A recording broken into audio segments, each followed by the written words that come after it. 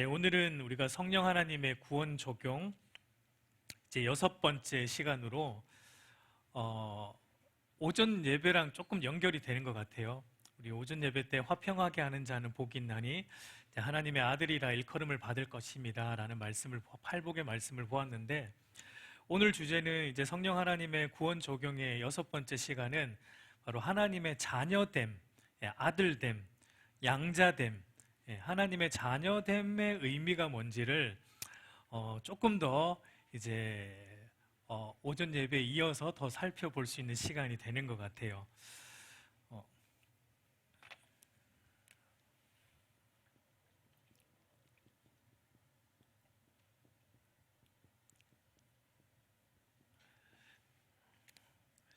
우리 지금까지 했던 것들을 간단하게 한번 정리를 해보면, 우리 성령 하나님께서 우리를 구원시켜 주시는, 또 우리가 예수 그리스도를 믿게 된 그 과정들을 우리가 그래도 논리적인 순서로 조금 따져보면은, 물론 우리가 뭐 믿음의 집안에서 태어났든지 아니면 늦게 교회에 왔든지 그런 부분은 다를 수 있지만, 예수 그리스도를 영접하게 되는 과정은 사실은 거의 동일합니다. 처음에는 우리 성령 하나님께서 우리에게 복음이 귀로 들려지게 하시죠. 귀로 들려지게 하시는, 외적으로 복음이 귀로 우리의 귀에 들려질 때 뭐 귀로 듣는다고 다 거기에 동의하는 건 아니에요. 그 동의가 되는 것은 우리의 마음속에 성령 하나님이 오실 때만 가능합니다. 성령 하나님께서 우리 마음속에 오셔서 우리의 외부에서 들려졌던 그 복음의 메시지가 이게 정말 맞구나라는 그 성령께서 깨달음을 주실 때, 내적으로 불러주실 때, 예수님의 십자가 죽음이 나를 위한 죽음이라는 게 정말 믿어지게 하실 때, 그때 우리 안에 믿음이 생기는 거죠. 그래서 성령 하나님이 우리를 그렇게 내적으로 불러주실 때 우리 마음 중심을 성령께서 새롭게 하시고, 예전에 믿지 않았던 돌 같은 마음을 믿을 수 있는 부드러운 마음으로 새롭게 변화주시는 것을 우리는 뭐라고 불렀습니까? 중생, 거듭남이라고 우리가 불렀습니다. 거듭날 때 우리가 근본적으로 이 마음 중심이 변화가 되는 거예요. 마음 중심, 예수 그리스도를 주인으로 모시게 되는, 그러니까 거듭날 때 사실은 우리가 하나님 앞에 나의 주인됨을 내려놓게 됩니다. 물론 그러고 나서도 우리는 순간순간에 사사로운 반역들을 또 일으켜요. 예수 그리스도를 믿지만 그 믿어가는 과정 속에서도 여러분 이스라엘 백성들을 보면 잘 알듯이 출애굽했지만, 그러니까 바로의 주인된, 바로가 주인된 그 권세 아래서 하나님이 불러내서 하나님의 주인됨의 권세 아래서 하나님의 자녀로, 거룩한 제사장 나라로 불러내서 하나님의 백성 이미 삼으셨지만, 출애굽한 이스라엘 백성들의 삶을 보면 순간순간 또 어디로 돌아가려고 했습니까? 출애굽, 그러니까 애굽으로 다시, 그러니까 바로의 권력 밑으로 또 들어가려고 하는 모습들. 그러니까 여전히 우리에게도 그런 모습이 있어요. 예수 그리스도를 믿고 거듭남으로 사실은 우리의 주인이 바뀌었지만, 그럼에도 우리 안에 있는 이 죄악된 본성이 끊임없이 우리를 어디로 데려가느냐? 또 하나님이 아니라 내가 주인 되고자 하는 자리, 이 세상 것들을 섬기는 자리로 우리를 끊임없이 데려가요. 어쨌든 예수 그리스도를 믿을 때, 성령께서 우리를 부르실 때 우리가 거듭남으로 우리의 주인됨은 바뀌었습니다. 그리고 주인됨이 바뀌니까 그 다음에 우리 안에 어떤 일이 일어나요? 우리가 죄인이라는 게 깨달아지고, 그래서 우리의 죄를 회개하게 되고, 끊임없이 또 우리의 주인이신 예수 그리스도만을 붙들려고 하는, 예수님만을 믿으려고 하는 회개와 믿음의 일들이 우리 안에서 반복적으로 일어나는 일들, 회심이 우리 안에서 일어났습니다. 근데 그렇게 회개하고 믿음으로 반응하며 살다 보니까 우리가 또 뭘 깨닫게 되냐면, 이게 내 힘으로 되는 게 아니구나 라는 걸 깨닫게 돼요. 내가 이렇게 할 수 있는 건 내 힘으로, 내 스스로 뭔가 되어서 하는 것이 아니라, 내 안에 지금 내가 누구와 한 몸 되었기 때문에, 예수님과 한 몸 되었기 때문에, 예수님과의 연합 관계에 있기 때문에 우리가 이 모든 것을 할 수 있구나, 내가 아니라 내 안에 계신 예수님의 힘으로 내가 지금 이렇게 회개도 하고 믿음도 믿음으로 반응할 수도 있구나라는 것을 우리가 깨닫게 돼요. 그래서 여러분 사도 바울이 이렇게 고백을 했죠. 갈라디아서 2장 20절 말씀 우리 한번 같이 읽도록 하겠습니다. 시작. 그런즉 이제는 내가 사는 것이 아니요 오직 내 안에 그리스도께서 사시는 것이라. 이제 내가 육체 가운데 사는 것은 나를 사랑하사 나를 위하여 자기 자신을 버리신 하나님의 아들을 믿는 믿음 안에서 사는 것이라. 그러니까 내가 이제 사는 것은 내가 사는 것이 아니고 우리 예수 그리스도, 나와 한 몸 되신 예수 그리스도와 함께 살아가는 것이다 라는 것을 우리는 보게 되는 거예요. 그래서 예수님과 한 몸을 이룬 신자들을 하나님이 뭐라고 이제는 칭하여 주셨죠? 이제는 더 이상 죄인이 아니고 의인이다, 의로운 자로 우리를 받아주셨습니다. 왜냐하면 예수님이 우리의 죄를 십자가에 다 짊어지시고 가져가셨고 예수님의 의로움을 우리에게 다 주셨기 때문에 그 예수님 때문에 우리가 하나님 앞에 의로운 자로 받아들여지는 칭의. 사실 여러분 여기까지만 생각해도 우리가 받은 구원은 완벽합니다. 여기까지만 생각해도 이 정도면 충분해요. 그렇지 않아요? 좀 부족합니까? 하나님 우리를 의롭게 여겨주시는 거예요. 받아주신 거예요. 우리를 용납하여 주시는 거예요. 하나님이 우리를 용납해 주셨다고요. 하나님이 충분한데 여러분 하나님 편에서는 여기까지 와도 부족해요. 하나님 편에서는 뭔가 부족해요. 하나님은 이걸로는 아직 하나님 편에서 보면 하나님은 성이 안 찹니다. 그 정도로는 만족을 못 하세요. 그러니까 우리로 하여금 하나님 앞에 설 수 있는 법적인 자격인 칭의, 의롭다는 자격을 주신 것을 이제는 하나님은 더 넘어가고 싶어 하세요. 어디까지? 어디까지요? 법적인 자격만이 아니라 이제 하나님의 집에 우리를 초대하시는 거예요. 하나님의 집 안으로, 안방으로, 하나님의 안방으로 우리를 들어오게 하시고 하나님의 자녀로 삼기를 하나님은 원하신다라는 것입니다. 친척 정도도 아니고 가족 삼고자 하는 거예요. 그게 바로 하나님의 자녀됨, 아들됨, 양자됨, 그것을 말하고 있어요. 여러분 중생은 우리의 상태의 변화이죠. 경향성의 변화예요. 우리가 중생하기 전에는 우리의 경향성, 우리가 어디에 치우쳐 있었는가, 하나님과 상관없는 쪽으로 치우쳐 있었는데 중생하고 나니까 우리가 하나님 쪽으로 기울어지는 경향성의 변화가 있었고, 칭의, 의롭다는 것은 신분적인 변화예요. 우리의 신분이 바뀐 거예요. 소위 어떤 분들이 말하는 신분 세탁한다 뭐 그런 것과는 조금 차원이 다르지만 신분적인 변화입니다. 그런데 이제 하나님의 자녀됨, 이 양자됨은 뭘 얘기하고 있는 거예요? 둘 다 얘기하는 거예요. 이건 신분적인 변화와 어떤 상태의 변화, 둘 다를 포함하고 있는 그것이 바로 양자됨이에요. 하나님께서 우리를 당신의 양자로 삼으시겠다라는 것은 여러분 하나님이 저와 여러분들하고 뭐 하고 싶다는 겁니까? 함께 뒹굴고 싶다는 거예요. 쉽게 말하면 함께 웃고 함께 울고, 자녀가 여러분 아프면 부모가 울어요. 그렇죠? 하나님이 그거 우리와 하고 싶다라고 말씀하고 있는 거예요. 그러면 우리가 어떻게 하나님의 아들, 하나님의 양자, 하나님의 자녀가 되는가? 그 특권을 어떻게 받을 수 있는가? 달리 말하면 우리가 어떻게 하나님을 아버지로 부를 수 있는가? 우리가 조금 생각해 봐야 됩니다. 여러분 우리가 교회를 오래 다니다 보니까 좋은 것도 있지만 좀 안 좋은 게 있습니다. 그게 뭐냐면 하나님을 아버지로 부르는 게 너무 익숙해졌다라는 겁니다. 여러분 사실 하나님을 아버지로 부르는 게 이게 보통 일이 아니에요. 오전 예배 때도 말했지만 여러분 죄가 없는 천사도 하나님을 아버지로는 못 부릅니다. 감히 그렇게 못 불러요.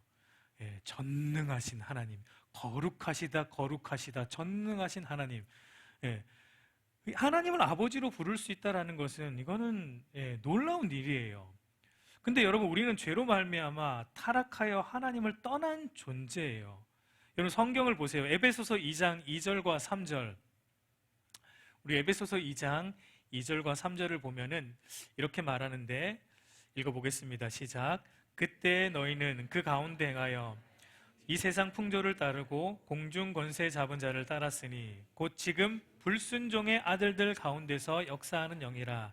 전에는 우리도 다 그 가운데서 우리 육체의 욕심을 따라 지내며 육체와 마음에 원하는 것을 하며 다른 이들과 같이 본질상 진노의 자녀이었더니. 그러니까 여러분 우리는 본질상 진노의 자녀로 세상 가운데 나오는 거예요. 그리고 요한복음 8장 44절도 보면은 너희는 너희 아비 마귀에게서 났으니라고 말하고 있습니다.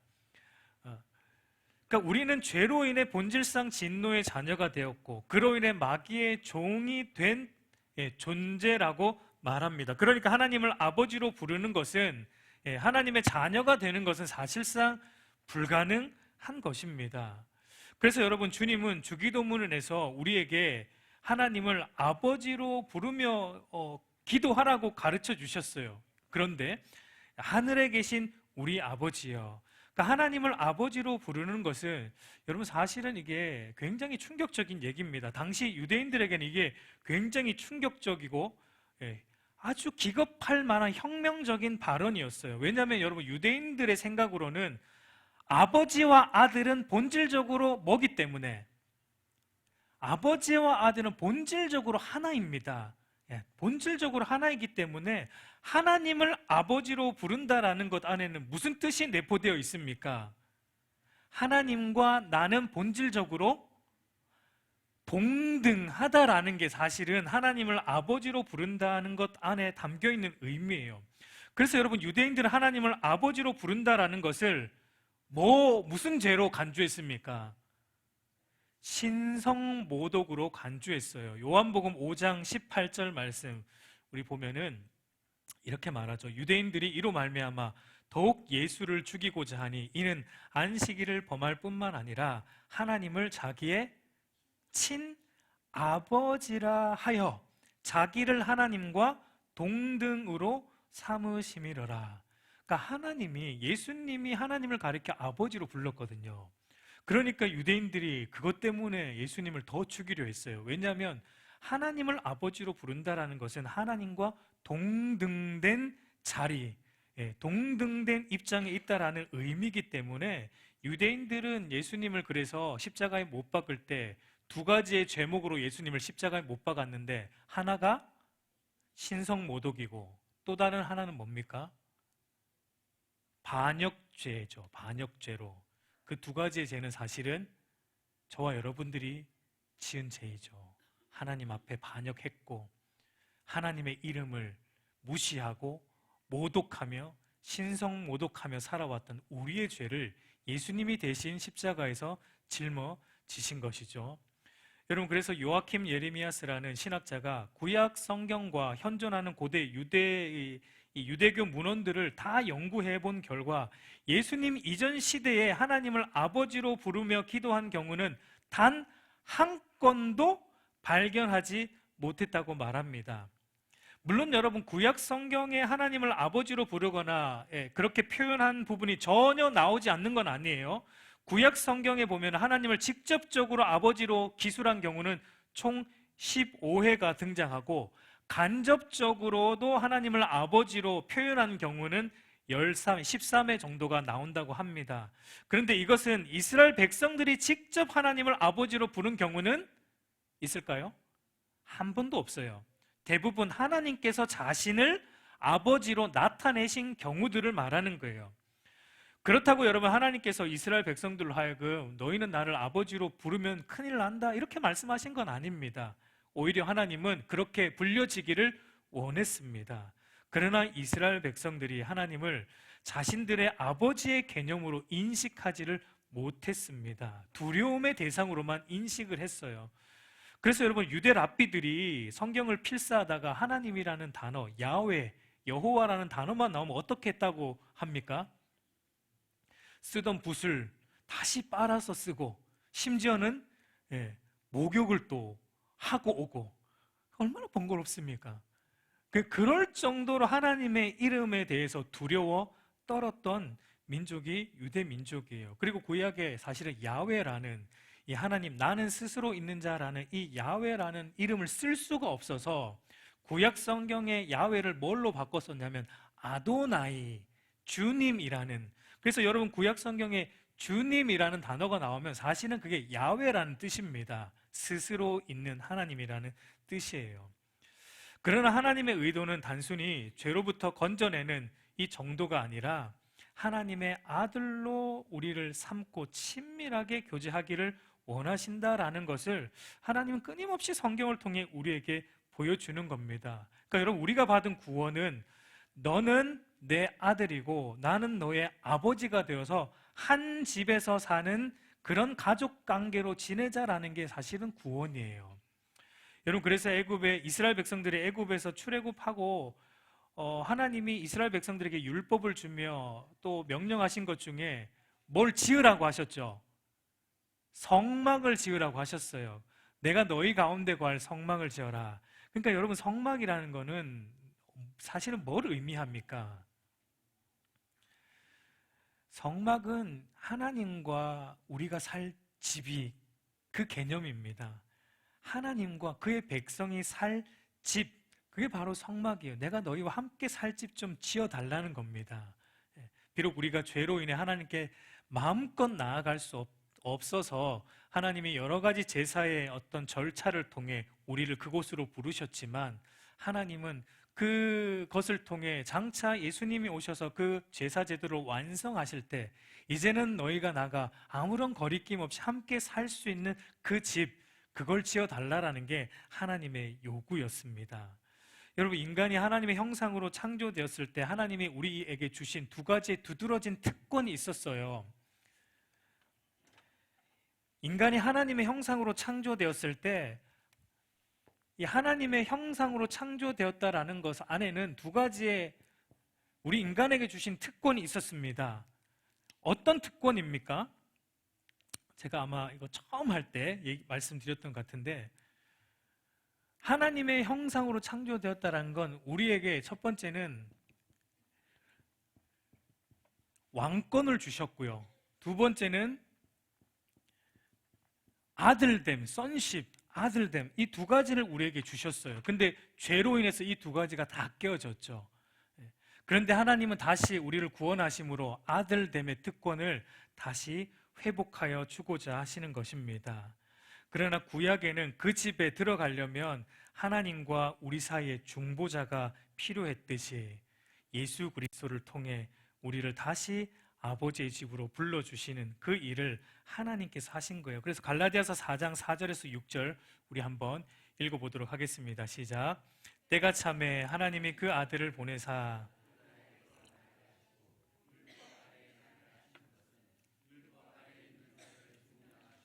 우리로 아들의 명분을 얻게 하려 하심이라. 너희가 아들이므로 하나님이 그 아들의 영을 우리 마음 가운데 보내사 아빠, 아버지라 부르게 하셨느니라. 그러니까 예수님이 율법 아래에 나셨다는 것은 율법의 영향을 받는 우리와 같은 인간의 육체를 입으셨다는 것이고, 창조주가 피조물이 되신 것이죠. 그러니까 우리는 이 창조주가 피조물이 되신 것도 말이 안 되는데, 그분은 피조물이 되셔서 우리를 대신하여 십자가에 달려 죽으심으로 우리를 하나님의 아들됨의 특권을 회복하여 주셨다라는 것을 우리에게 말하고 있어요. 그래서 여러분, 예수님이 십자가에 달리실 때 오전에도 말했지만 그 지성소를 맡고 있는 휘장이 찢어짐으로 이제 하나님은 우리로 하여금 아들로서 우리에게 오라고 초청하고 있는 거예요. 히브리서 10장 19절과 20절 우리 한번 보도록 하겠습니다. 시작. 그러므로 형제들아, 우리가 예수의 피를 힘입어 성소에 들어갈 담력을 얻었나니 그 길은 우리를 위하여 휘장 가운데로 열어놓으신 새로운 살 길이요 휘장은 곧 그의 육체니라. 여러분, 예수 그리스도의 십자가로 우리로 하여금 거룩하게 하시고 다가갈 수 없는 그 전능하신 하나님을 아버지로 부르며 아버지 집안으로 들어오게 하시고 또 아버지와의 사귐과 교제를 가능하게 하셨다라는 것을 보게 돼요. 그래서 여러분, 예수님께서 그 공생의 기간 동안 예수님이 기도하실 때 항상 하나님을 뭘로 부르셨냐면 아버지로 부르셨어요. 예수님은 하나님을 아버지로 부르면서 기도하셨는데 딱 한 번 하나님을 아버지로 부르지 않은 적이 한 번 있어요. 그게 언제입니까? 십자가에 달릴 때예요. 마태복음 27장 46절 우리 한번 읽어볼게요. 시작. 제9시쯤에 예수께서 크게 소리질러 이르시되 엘리 엘리 라마 사박다니 하시니 이는 곧 나의 하나님 나의 하나님 어찌하여 나를 버리시나이까. 예수님께서 늘 하나님을 향해 아버지로 부르셨습니다. 근데 딱 한 번 십자가에 달리실 때 하나님을 아버지로 부르지 않으셨어요. 그냥 하나님으로 부르셨어요. 나의 하나님 나의 하나님 어찌하여 나를 버리셨나이까 라고 하나님으로 불렀습니다. 왜 이렇게 하셨을까요? 예수님께서 왜 늘 아버지로 부르시다가 왜 십자가에서만 아버지로 부르시지 않고 하나님이라고 부르셨습니까?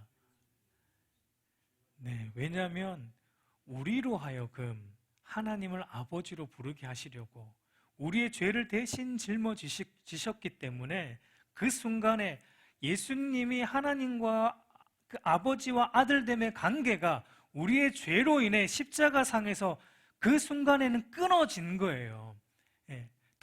당신의 아들됨을 예수님이 포기를 하신 겁니다. 떨어질 수 없는 관계인데 우리의 죄 때문에 그 순간 십자가에서 하나님의 아들됨의 관계를 예수님 스스로가 내려놓으신 겁니다. 그래서 하나님이라 부르신 거예요. 그래서 우리로 하여금 예수 그리스도와 연합된 신자들에게는 이제는 당신이 하나님을 아버지로 부르지 않고 하나님으로 부르며 우리의 죄를 짊어지심으로 이제는 우리로 하여금 하나님을 아버지로 부를 수 있는 길을, 새롭고 산 길을 우리에게 열어주셨다는 것입니다. 그래서 여러분 오늘 읽은 요한복음 1장 12절에 영접하는 자, 곧 그 이름을 믿는 자들에게는 하나님의 자녀가 되는 권세를 주셨으니 라고 말하고 있는 것을 보게 됩니다. 우리가 가지고 있는 그 모든 죄를 죄 없으신 주님이 다 가져가셨고 죄인인 우리가 받아야 할 하나님의 그 저주와 심판을 죄 없으신 하나님의 아들이 대신 받으심으로 거룩한 하나님의 아들로 살아야 할 그 율법에 대한 순종의 삶도 우리 예수님이 다 사신 것으로 우리에게 가져다 주심으로 이제 우리는 하나님의 아들로 일컬음을 받고 하나님의 자녀로 살아갈 수 있는 특권을 예수님 때문에 누리게 되었다라는 것을 우리에게 말하고 있습니다. 여러분, 그러면 예수님도 하나님의 아들이고 구원받은 신자도 하나님의 아들이라면 그 차이는 무엇일까요? 차이는 아무런 차이가 없지는 않겠죠. 예수님은 하나님이시고 우리는 인간인데 그런 면에서 여러분 예수님은 하나님의 독생자입니다. 달리 말하면 예수님은 하나님의 친아들이에요. 친아들. 우리는 그러면 뭘까요? 양자예요. 양자. 양자됨. 오늘날 우리의 개념에서 양자하면은 뭔가 이렇게 확 와닿진 않아요. 뭔가 확 와닿는 개념은 아닌데 사실 요 당시 예수님 당시 이 로마 시대 때 양자라는 개념은 어떤 개념이냐면 오늘날은 사실은 우리가 양자 입양을 할 때 어린아이를 입양을 하잖아요. 근데 로마 시대 당시는 어린아이를 입양하지 않았습니다. 양자로 입양하는 건 다 장성한 성인을 입양했어요. 그러니까 요 당시에 양자로 입양하는 목적은 상속 때문이에요. 그러니까 어떤 사람이 자식이 없어서 자기의 상속권이 없을 때, 물려줄 상속자가 없을 때 이 다 큰 장성한 사람을 입양해서 자기의 상속권을 물려주는 게 양자입니다. 굉장한 특권이 주어지는 거예요. 그러니까 그런 의미로 우리가 이 성경에 나오는 양자를 그런 의미로 받아들여야 돼요. 그러니까 우리가 하나님의 집에 양자로 입양됐다라는 것은 어마어마한 겁니다. 하나님 나라의 모든 상속권을 이제 우리에게 물려주시기 위해 우리를 양자로 삼으신다라는 것입니다. 예수님은 첫째 아들이고 우리는 양자로 입양된. 그래서 오늘 우리가 많은 신자들이 있지만 저와 여러분들은 전부 예수님이 형 이렇게 불러도 될지 모르겠습니다. 천국 가서 혼나는 거 아닌지 모르겠네요.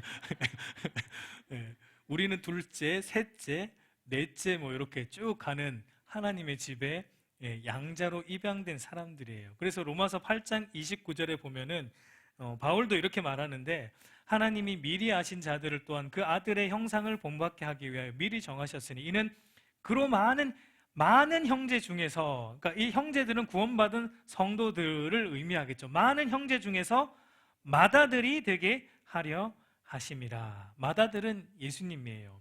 예수님처럼 되게 하려 하심이라 라고 말합니다. 굳이 이런 차이를 얘기하는 이유는 사실은 이런 차이가 주는 유익이 우리에게 있어요. 저번에도 말했지만 여러분, 흔히 동생이 잘못하면 누구를 혼낸다고 했죠? 마지를 혼내죠. 형이나 누나.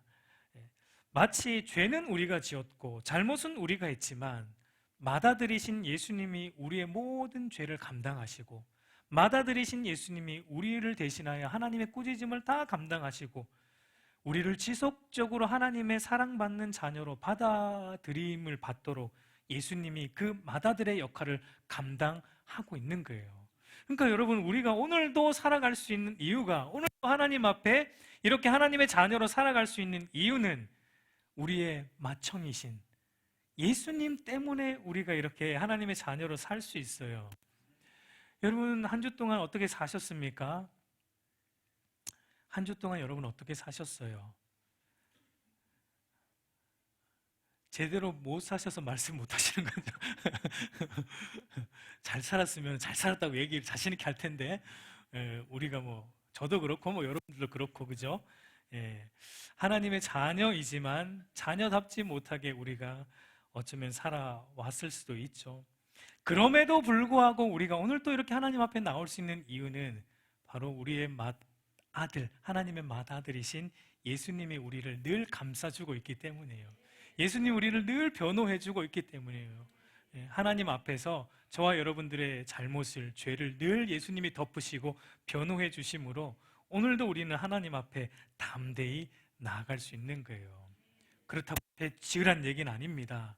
예수님이 늘 감싸주니까 우리는 오케이, 예수님이 감싸주니까 좋았어, 오늘도 내 마음대로. 그거는 여러분 아니에요. 잘못된 겁니다. 우리는 하나님의 거룩한 아들로 부름을 받았어요. 그럼에도 우리 안에 여전히 죄악된 본성이 있기 때문에 우리가 죄를 짓고 싶어 짓는 분들 여기 없죠? 혹시 있습니까? 거듭남을 의심해 봐야 돼요. 오늘은, 내일은 이런 죄를 좀 지어 봐야겠구나. 이런 분들이 있으면 안 돼요. 우리는 사실은 죄된 본성이 있기 때문에 어쩔 수 없이 우리가 실수로 짓는 거예요. 연약해서 사탄의 유혹에 넘어가서 그렇게 죄를 짓게 되는 거지, 일부러 막 즐기려고 짓는다면 그거는 여러분, 우리가 돌아봐야 돼요. 예수님께서 그럼에도 불구하고 우리 연약함을 그렇게 변호해 주시고, 그래서 우리는 하나님 앞에 또 담대히 나아가고, 여러분, 이게 자녀됨의 놀라운 특권이에요. 우리가 매 주일날마다 나올 때, 여러분, 우리의 한 주간의 삶을 돌아보면 얼굴 들고 나올 수 있겠습니까? 없어요, 사실은. 그럼에도 우리가 얼굴 들고 나오는 것은요, 그게 하나님의 자녀됨의 특권이기 때문에 그렇습니다. 히브리서 4장 16절을 보면은 이렇게 말하죠. 그러므로 우리는 긍휼하심을 받고 때를 따라 돕는 은혜를 얻기 위하여 은혜의 보좌 앞에 담대히 나아갈 것이니라. 그러니까 우리는 어떻게 나아갑니까? 담대히 나아가요. 이 담대히라는 말은 다르게 말하면 자신 있게, 하나님 앞에 자신 있게, 조금 제가 이거 조금 의역하면은 뻔뻔하게, 뻔뻔하게 나아가요. 그러나 여러분, 이건 버릇 없는 뻔뻔함이 아니고 근거 있는 뻔뻔함이에요. 저희 둘째 이제 요한이가 지금보다 어렸을 때 몇 살 때인지는 정확히 기억은 안 나지만 뭐 한 4살 그 정도 됐던 것 같아요. 그러니까 잘못하면은 본능적으로 애들이 눈치를 보죠. 부모 눈치를. 뭔가 실수를 하면 본능적으로 눈치를 봅니다. 뭔가 바닥에 물을 흘렸거나 뭔가 실수를 했을 때 본능적으로 저를 쳐다보면서 눈치를 봐요. 그러다가 뭐라고 말하냐면 아빠가 좋아 그러면서 저한테 오더라고요. 굉장히 뻔뻔하죠. 굉장히 뻔뻔한 거예요. 근데 여러분, 이거는 버릇 없는 뻔뻔함이 아니고 근거 있는 뻔뻔함. 자기 아버지이기에 받아줄 걸 아는 근거 있는 뻔뻔함이에요. 이게 정확하게 담대히가 가지고 있는 의미예요. 우리가 매 순간 죄를 짓고 사는데, 실수로 죄를 짓고 사는데, 그럼에도 불구하고 우리는 하나님이 나를 받아주실 걸 알기 때문에 그렇게 담대히 매 순간 하나님 앞에 나아가는 거예요. 여러분, 그렇게 나아오십시오, 하나님께. 어떤 분들은 죄 때문에 막 더 못 나오겠다고 그러는데, 여기서 주일날, 여러분, 주일 예배 한번 빠지면요, 어떤 일이 일어나냐면, 그 다음 주도 빠지고 싶고, 2주 빠지면 셋째 주도 빠지고 싶고, 자꾸 그렇게 돼요. 편하기도 하고, 편하기도 하고, 또 죄책감이 들어가지고, 또 어떻게 나아가지, 뭐, 이렇게 그냥 온라인으로 드리지. 그러면 안 됩니다. 뻔뻔하게 나아오세요. 그냥 나아오세요. 괜찮아요. 하나님이 그걸 원하세요. 받아주신다고요, 하나님이. 그렇게 예수님 때문에 우리를 받아주시려고 예수님을 이 땅에 보내주신 거예요. 예수님을 맏아들로 그렇게 보내주신 거예요. 그런데 우리는 뭔가 체면 차린다고 오히려 더 안 나오려고 그래요. 여러분, 그거는 체면 차리는 게 아닙니다. 아들됨의 특권을 누리지 않는 거예요. 여러분, 이 특권을 누리세요. 이 구원의 패키지 안에 아들됨의 특권이 있는데 우리가 그걸 안 누립니다. 여러분, 그거는 어리석은 거예요. 여러분, 그렇다면 하나님의 자녀가 됨으로 우리에게 주시는 하나님의 이 은혜는 어떤 것인가? 계속 얘기하고 있지만 첫 번째는 하나님을 우리는 아버지로 부를 수 있다라는 이 특권이 있습니다. 아무나 하나님을 아버지로 부를 수 없는데 우리는 아버지로, 하나님을 아버지로. 여러분, 이거 어마어마한 겁니다. 여러분, 하나님은 사실은 어떤 분이십니까? 하나님은 전능하신 분이죠. 모든 만물을 창조하신 분이죠. 온 우주를 창조하셨을 뿐만 아니라 다스리시고 통치하시는 유일한 신이시죠. 그분을 누가 아버지로 부를 수 있어요? 그런데 그분을 아버지로 부를 수 있는 신자들에게 주신 특권이 있어요. 그리고 그분을 아버지로 부른다라는 것은 그 안에 담겨 있는 내용이 뭡니까? 그 안에 담겨 있는 내용이 뭐예요? 전능하신 분이 우리 아버지라면 그 안에 담겨 있는 내용이 뭐예요? 아버지가 자녀를 돌보듯이 전능하신 하나님이 우리의 돌보시고 우리를 인도하시고 우리의 모든 필요를 다 채우신다라는 내용도 그 안에 담겨 있는 거예요. 하나님을 아버지로 부른다면 여러분, 이미 기도는 끝난 겁니다. 그래서 주기도문에 제일 첫머리가 하늘에 계신 우리 아버지여라고 너희는 기도해라. 왜냐하면 하늘에 계신 우리 아버지, 하늘에 계신 전능하신 분이 나와 한 집에 사는 아버지라면 그 이후에 나올 기도 제목 끝났다, 그거예요. 하나님이 아버지라면 이미 우리에게 있어야 할 것 다 아시고 우리의 필요를 채우신다. 그게 우리가 하나님을 아버지로 부를 때 우리가 누리는 은혜입니다. 우리 로마서 8장 14절 우리 한번 볼까요? 마태복음 6장 32절을 먼저 한번 볼게요. 마태복음 6장 32절 시작. 이는 다 이방인들이 구하는 것이라 너희 하늘 아버지께서 이 모든 것이 너희에게 있어야 할 줄을 아시느니라 라고 말하고, 로마서 8장 14절을 보면 무릇 하나님의 영으로 인도함을 받는 사람은 곧 하나님의 아들이라. 그러니까 하나님을 아버지로 부른다라는 것은 이게 두 번째 특권인데, 아버지 하나님의 돌보심, 채우심, 공급하심, 인도하심, 보장된다라는 것을 말하고 있습니다. 여러분, 이 정도만 되면 끝난 거죠. 나중에 뒤에 나오는 특권은 뭐 말 안 해도 그냥 끝난 거예요. 그래도 섭섭하니까 뒤에 거 마저 살펴보면 사실은 요거는 우리가 여러분들이 좀 싫어할 수도 있을 것 같은데, 세 번째 특권은 뭐냐면 징계도 있다라는 거예요. 히브리서 12장 6절에서 8절을 보면 주께서 그 사랑하시는 자를 징계하시고 그가 받으시는 아들마다 채찍질 하심이라 하였으니 너희가 참음은 징계를 받기 위함이라. 하나님이 아들과 같이 너희를 대우하시나니 어찌 아버지가 징계하지 않는 아들이 있으리요. 징계는 다 받는 것이거늘 너희에게 없으면 사생자요 친아들이 아니니라.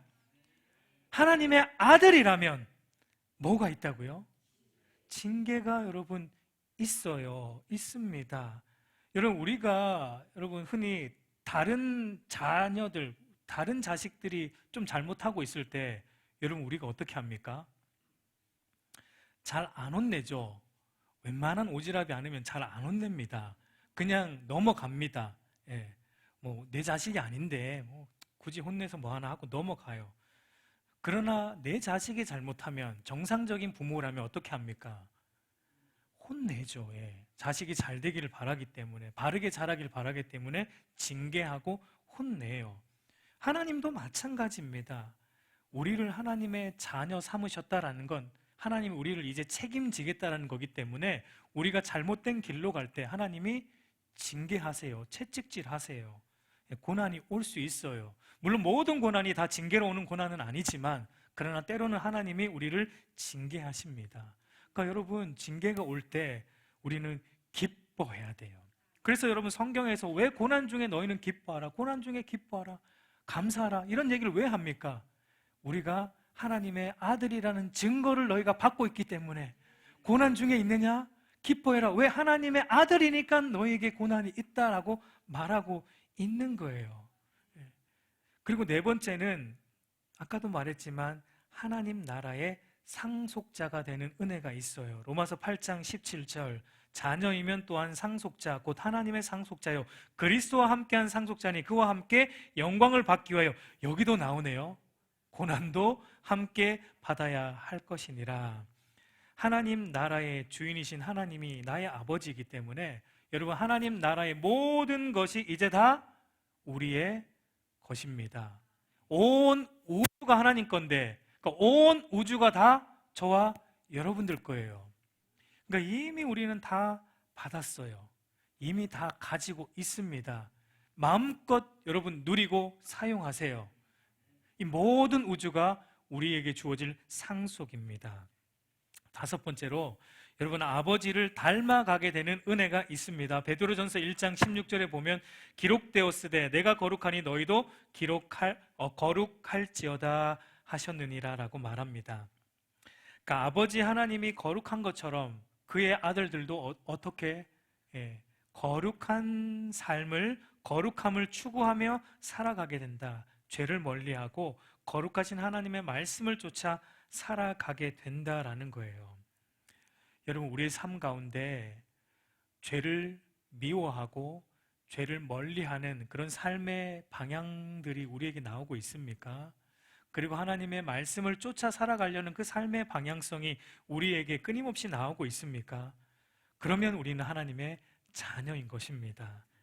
그게 하나님의 자녀로서 하나님을 닮아가는 거예요. 우리 마지막으로 보면 하나님의 자녀됨의 완성은 그런데 언제 되냐면, 이 땅에서 완성되는 건 아니고 우리 주님 재림하실 때, 우리가 예수님처럼 완전히 영화롭게 될 때 하나님의 자녀로서도 완성이 돼요.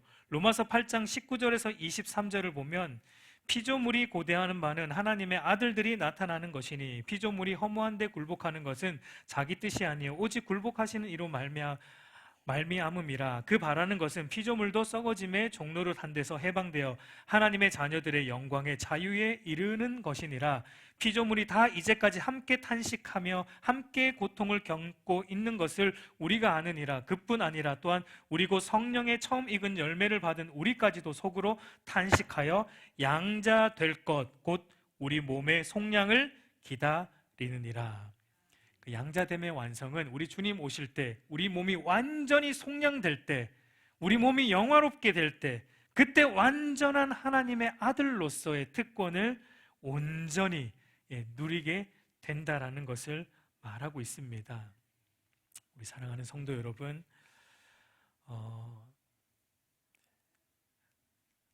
아버지의 이름을 욕먹이지 않는 자녀로 살기를 간절히 소망합니다. 아버지를 즐거워하고 기뻐하는 자녀로 살기를 소망합니다. 여러분, 어떻게 하면 아버지를 기뻐하고 만족할까요? 그냥 아버지 자체만 있으면 좋아요라고 하는 것.